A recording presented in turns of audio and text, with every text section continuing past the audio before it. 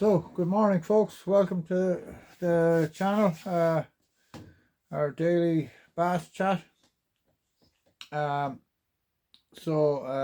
congratulations to Evan Buggy on an absolutely superb river pike. I mean, I'm totally envious. I heard the story of how it was caught, and it just sounds like we have a budding angler on our hands. What a capture! Well done, Evan. An incredible fish. Well done. Fantastic.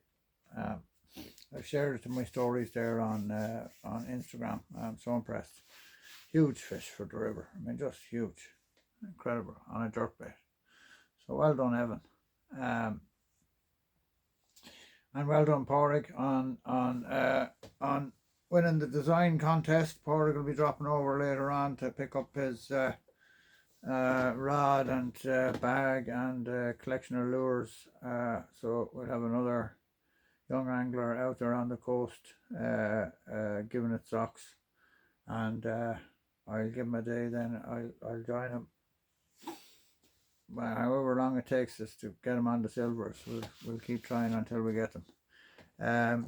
So I wanted to talk today a bit about hard lure fishing. Like I was talking to a very nice chap, Jared, from the UK, and Jared was placing an order, and he told me he's never fished hard lures, and I was like, Jesus Christ, hard lures is where it's at. Like, you know what I mean? Like, years ago when we first got into this, there was very limited range of stuff you could get. There was some Rapala. Occasionally we got some Yozuri. We had the Maria Chase, which just came into one color, and caught lots and lots and lots of fish. We had the storm jointed thunder sticks that cast like a Wellington but still caught fish, right? And then in fairness, Jim Hendrick was a total innovator in terms of modern lure fishing in Ireland. Jim began to bring in Lucky Craft, and that's when I started to come across lures like this fella. Now, I actually think I bought that off Jim, believe it or not. So that's a good 25 years old. You can see it's had a fair few fish. You look at the other side, and it still catches today, no bother. Like, so it's a nice, it's actually a, hang on, I'm going to need my glasses. So without my glasses I have. And the most disorganized YouTuber on the planet, I think. Yeah, that's a pointer. That's Lucky Craft pointer. Pointer 90, right? But the real killer lure back then for me was when I first got my hands on the Flash Minnow 110. It was an incredible lure. Still is. I still use it. I'm at the minute I'm trying to source somebody to wholesale me Lucky Craft, right? I mean, they're just an incredible company. They haven't changed the Flash Minnow 110 in 25 years because they don't need to. Like, I mean, I remember when I first got it, it's kind of it was a long, slim enough profile, but quite a thick bodied lure. And I had it in baby bass color. So it was a freshwater lure I had. I bought it off Ichiban. And we were going down onto the Bano one day, and I remember looking at it. It was in the, the well of the car or whatever. I remember looking at the back hooks on it and thinking, Jesus, they're not great or whatever. I probably should change that hook. And then, you get overexcited, and I thought, fuck, it'll be grand. And on we went, and so we waded out onto the bar, and I'd say about 20 minutes in, I hit a fish, and this thing just flattened me. I mean, it near spooled me, and I managed to stop the fish, and I fought it the whole way back in, and once it saw me, I could see it was a huge fish. It saw me, off it went again, nearly spooled me again, got it back in, and that very last couple of yards, they're always the most dangerous, like. And I was just waiting. I was like, oh my God, like, because the tide was dragging against me, like, and I was like, oh, how am I going to do this?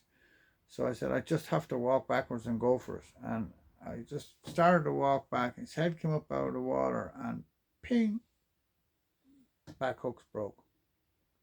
Fish just rolled over and swam away, lazy as you like. And to this day, I think it's the biggest fish I've ever hooked. I mean, it was just an enormous bass.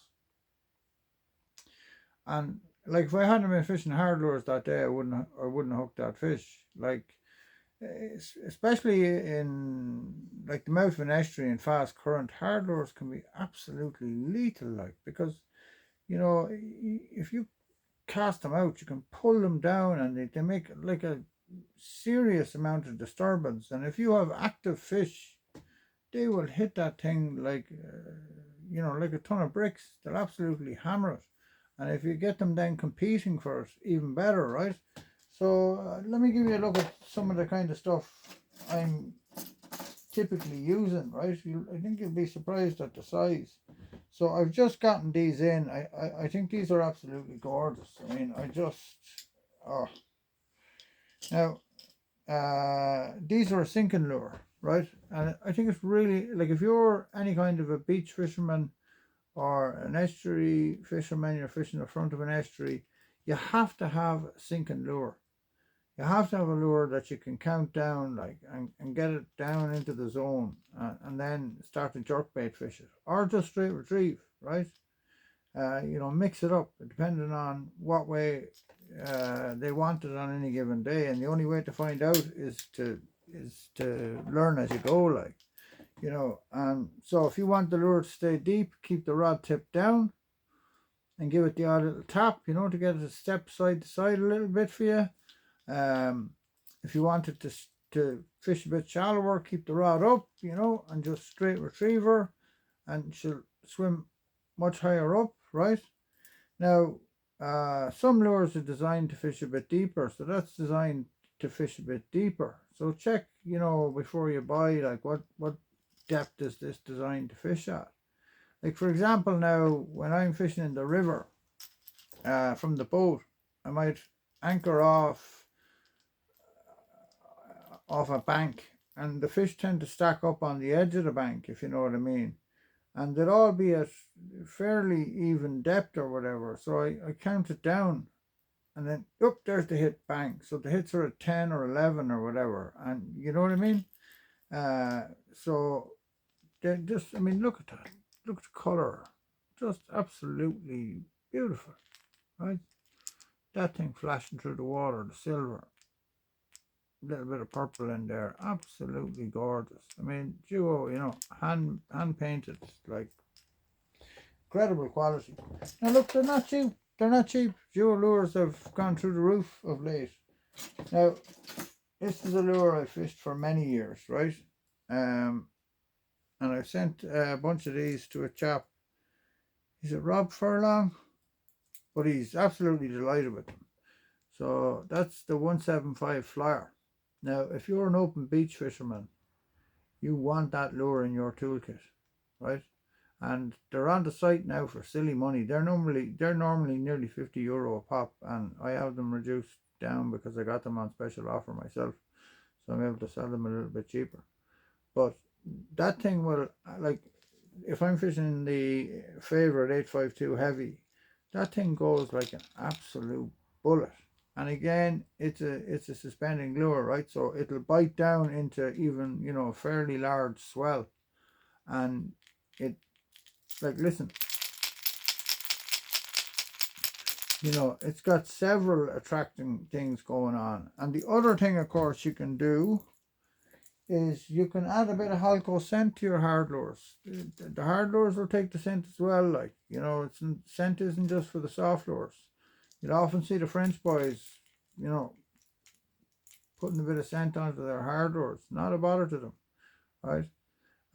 So that's a beautiful lure. I mean, it comes in a smashing range of colours. That, I think, is called, I think that's Ghost Sayori, and that's, oh Jesus, the names escape me, but they're up on the site there, the names. And then I have it in 500G, which is like, basically looks like a pollock, right? And where I'm from, we have areas where we get quite deep water bass, right? Insofar as they might sit in 20 or 30 foot of water. And they feed almost exclusively, I think, on small pollock. Like they feed on immature pollock to like up about a pound in weight or whatever. And if you throw a small little lure at them, they're no interest. They won't budge. But you throw a great big lure like that at them, particularly in the night time, and before you know it, you're stuck into one hell of a good fish, right? Now, this is a lure I've just gotten in and I haven't fished yet, but it's from a company that makes some of the finest hard lures in the world. It's the Megabass Karinji, right? It's designed to fish in the upper layer water, right? It's almost like a crossover between a popper and a hard lure. It fishes literally just under the surface, and if you look at the design of the sorry, the camera's terrible. I wish the bloody people in the camera center would ever hurry up. But you can see the cup there. That's designed to leave a trail of bubbles behind it. The Ubuntu, by the way, from Fishos does the same thing. So here's an all-time favorite of mine, right? This was given to me by my good friend Charles Nelson, hence the fact it came pre-rigged with assist hooks, right? I was fishing this from the boat on a reef there in the river with my good friend Bradley, and I don't know how many casts he made, but I put this up and straight away I hooked a 70 plus centimeter fish. And those fish had been there all along, like, they just weren't interested in what we were throwing at them. But as soon as that fella went in, now the river gets stuffed with big sprat and sardine and herring and all sorts of stuff, and particularly this time of year, it's kind of the crossover between the winter species are leaving and the summer species are arriving, so there's still lots of sprat and everything else and herring and stuff left in the river. So that there is absolute killer, and that rigging system is just awesome, especially if you're boat fishing, because like, I don't know if you've ever netted a bass that's been caught on a lure with treble hooks, and he gets in the net and decides to do a roll on you, and an hour later you're still trying to keep the fish in the water and get the hooks out of them. It's absolutely terrible. So that's why I go over as much as I can. I go over to the assist system. Those other lures I showed you haven't been fished at all yet, right? And then you have your classics, like I just won't go anywhere without a feed shallow 128. Now, I know some lads swear by the bigger one, the 155, right? I've never fished it. I do fish the plus, right, which is slightly heavier and casts a bit better. It's got an extra ball bearing in the back, right? To get that to cast, not the best caster in the world, but by Jesus, it's an incredible action, like, and I remember Trevor, our friend from Jersey, who died recently. When Trevor got his hands on this thing, he was gone. He was like a machine with it, like, I remember he was a dot off in the distance, gone way out into the surf on the bar, casting the feed shallow and catching fish after fish after fish, and ridiculously overexcited. And then you've got chaps like this fella. Now these are lovely. So I have this in two colours. This is the Sprat, right, from Duo, and you can see again it's got a slightly wider profile, right? So they've thickened up the body on it, and it's got a lovely action, right? So you pretty much jerk bait fishing that, jerking it down and letting it wobble back up and retrieving, jerk and keep retrieving, jerk, right? But really, really, really nice lure. Now, if you want to go a little bit more finesse, right? So in the estuary and stuff, I'll turn to stuff like this little guy, Division 90 from Megabass, right? So they're designed to be fished a very specific way, right? You jerk them down, and you let them wobble back up. So you're fishing them on a kind of a loose line, like, you know, really is how they should be fished. So you cast at structure or whatever and jerk the bait down to get it to go down, and then it wobbles back up like that, and let it swing around in the tide, right? And a lot of the time, if I'm fishing, like, say, a current, if I'm fishing a channel or whatever, I'll cast the lure back up the channel to let it to sink down a bit. And, you know, as it straightens, I'll just stay in touch with it. And as it straightens out, that's when you get hit, you know, you get, so the fish will follow it, like, you know, until they think, oh, they're going to miss out, right? And as soon as they think the thing's getting away from them, that's when they grab it, right? You know, another lure here now from Duo. So that's the Realis jerk, and it is a classic jerk bait. But phenomenal now for if you're a kayak guy who throws lures, say, behind the kayak as you move along. That's going to be a great lure. It's going to fish at about 3 or 4 foot deep, you know, and take fish after fish. An all-time favorite of mine is the Tide Minnow 90S, right? So 90 sink. I saw Paul take a double figure bass out of a saltwater lagoon on one of those one day. Can't remember what colour it was. I mean, for such a small little lure, you know, I mean, the action on them is incredible, right? So, not much else to show you. Oh, I do, yeah. So, for the, Jesus, the state of the hooks on that. So there's another Vision 90, and that's in white, right? And I have it again in a kind of a blue. And there's the Lance in Sandale. I mean, look at that. That's the Lance 100. I mean, that is just going to absolutely murder fish, right? Again, a sinking lure, right? I'll fish that over the beach. Now, these fellas, the wobblies, I don't know whether to call them a metal or to call them a hard lure, because technically they're made out of plastic and they are essentially a hard lure, but they behave more like a metal insofar as you cast them and you let them wobble down to the bottom, and then you begin your retrieve, and there's a link in my YouTube to the action of them on the retrieve.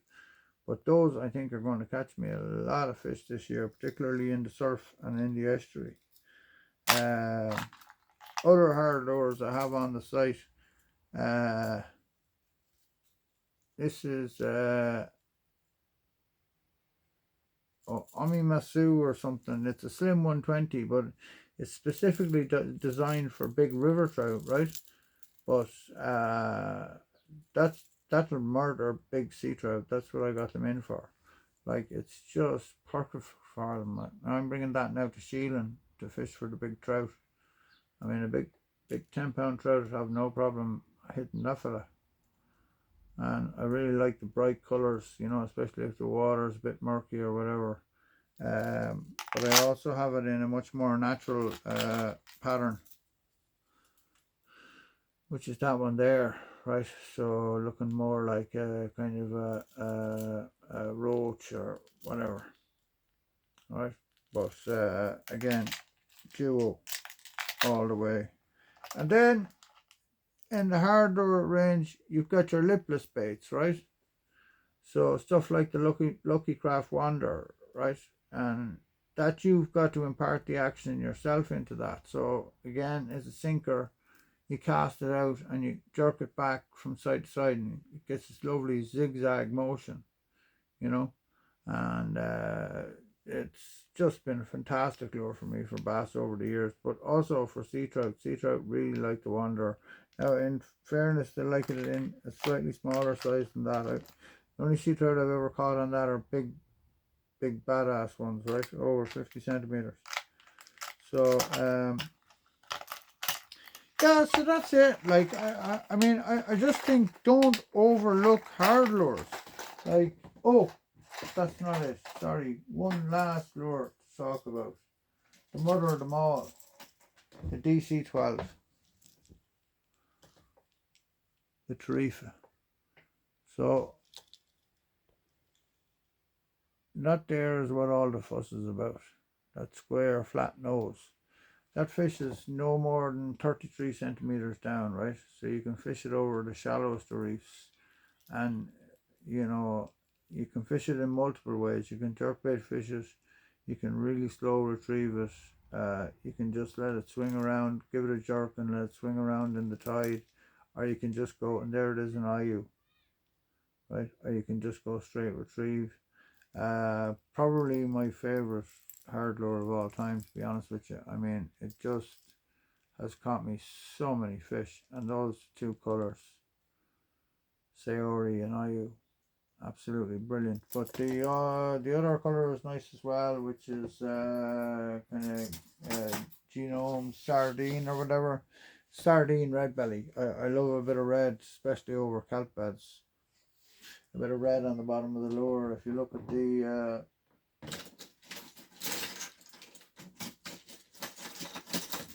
the feed shallow, it has a bit of red on the belly, right? And those are just cast and retrieve. Don't twitch or anything. Just cast them out and retrieve them back. Now that's how I fish them. I'm sure other lads might fish them different ways, and I'd be open to hearing how fellas fish them. But I just cast and retrieve those, and they're incredibly effective. Like, and fellas say they don't cast. They do cast. You just have to leave a slightly longer line, and you've got to catch them right. You know, you'll feel when you've bent the rod with them, right? You know, and you need to be fishing a light enough rod because they're not that heavy a lure. But really excellent now, really excellent, and good value for money. So yeah, so that's it. That's all I'd say, lads. I haven't much more to offer you other than to get out there and try it for yourselves. Like, if you're not hardbait fishing, you're missing out. It's a lot of fun.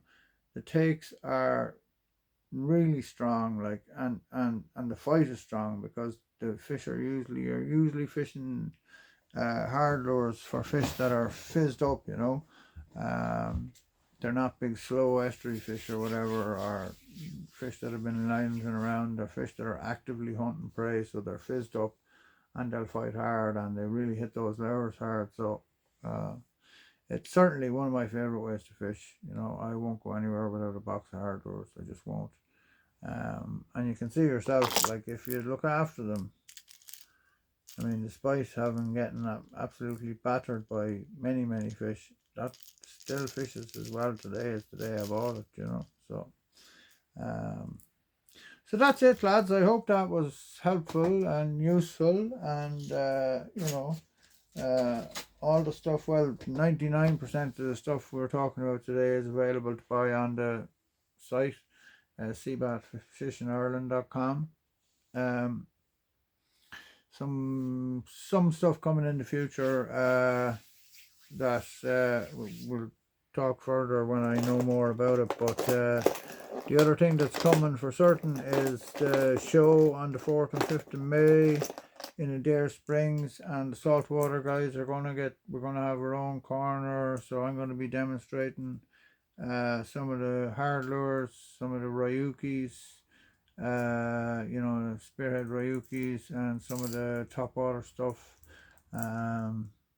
Give you a look at the Ubuntu 90 in action. Now it's all going to have to be single barbless, of course, because the big trout are definitely going to be hitting those lures, and especially little guys like this. I mean, that's trout are just going to absolutely murder that, right? It just looks like a little, you know, small little fish or whatever. And this guy too, the wobbly, I mean, that's 30 grams, 60 centimeters, I think, 60 millimeters rather.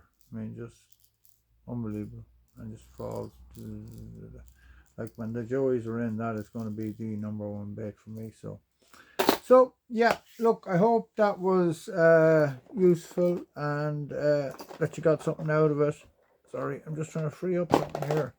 And don't forget, very soon we're going to have these fellas on the market, right? The power slide. They're proven fish killers. We just need to get the operation set up outside and get it ventilated and get a few other bits of equipment to make sure we haven't got any air bubbles, and we can start adding some salt and get those lures to sink and stuff for you. But yeah, really looking forward to getting those into production and bagged up and out there catching fish. So that's it for today, guys. In the meantime, tight lines, stay well. Thanks again for all your support. It means the world. And until next time, we'll talk to you soon. Good luck. Bye bye.